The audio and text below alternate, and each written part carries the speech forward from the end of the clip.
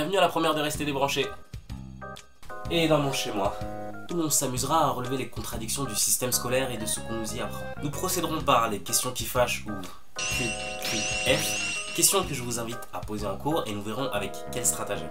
Alors, prêt à mettre le doigt sur la prise? Tableau.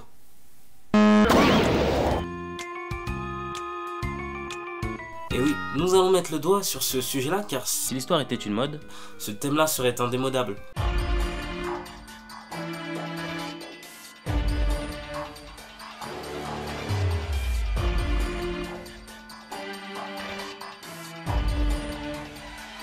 Si on regarde bien, on nous en parle quand même sans arrêt. Avant d'en arriver à la question qui fâche, voici une astuce, la force du nombre. Donc le but pour vous est d'inviter 5 à 6 personnes à voir la vidéo et à désigner celui ou celle qui posera la question en cours, que les autres derrière soient prêts à rebondir. Le contexte ainsi posé, nous allons passer au plus croustillant, la QQF. Monsieur, la guerre ça a bien un coût? Oui, bien sûr. Ben, qui a financé Hitler pour pouvoir faire la guerre?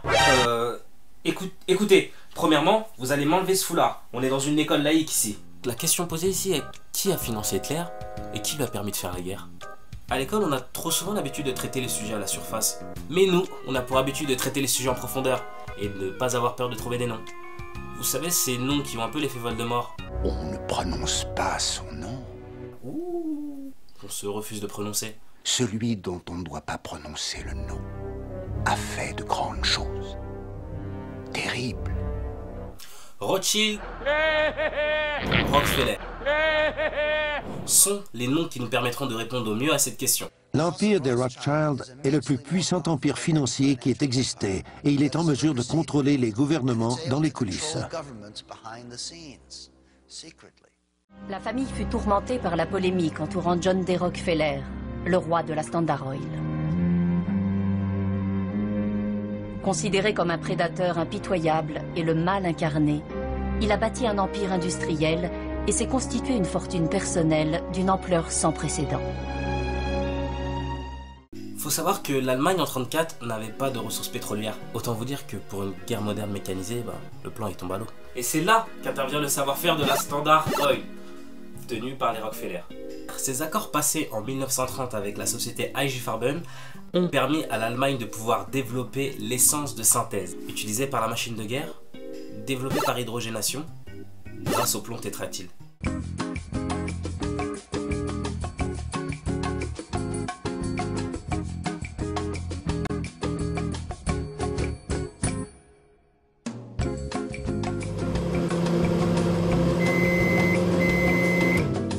La Standard Oil n'a pas été la seule firme américaine à avoir affiché ses ambitions.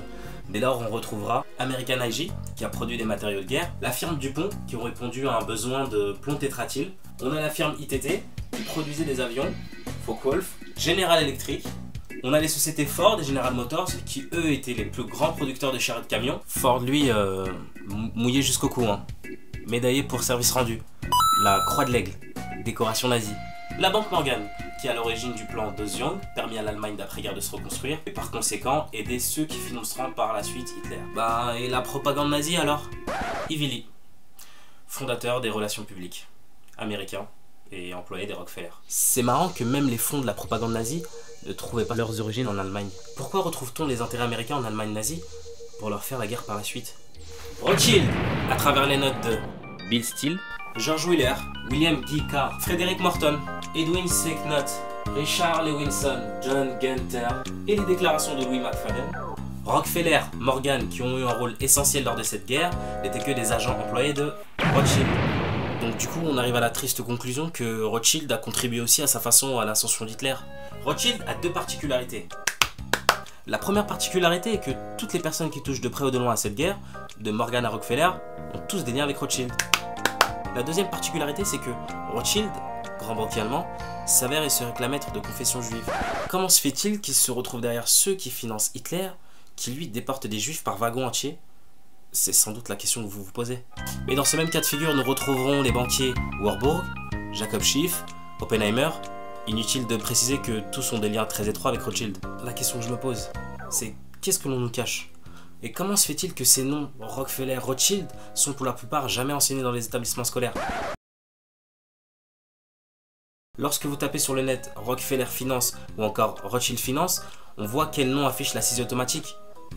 Sur ce, c'est à vous de choisir. Soit vous choisissez la pilule bleue, désolé, ou vous choisissez la pilule rouge. Et c'est à vous que je donne rendez-vous pour le prochain Restez débranchés.